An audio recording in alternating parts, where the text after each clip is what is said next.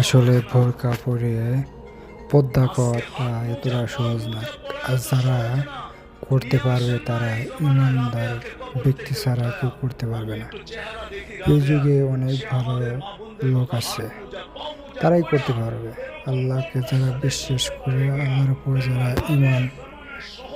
ইমান এনেছে, তারাই করতে পারবে, তাছাড়া অন্য কেউ করতে পারবে না।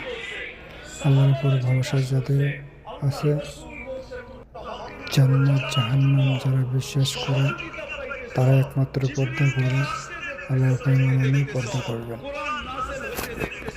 আমি তোমাদের মাঝে আছি, এক জামানা আসবে তোমাদের আমল একটা করবে, তোমাদের চেয়ে 50 গুণ বেশি সওয়াব পাবে।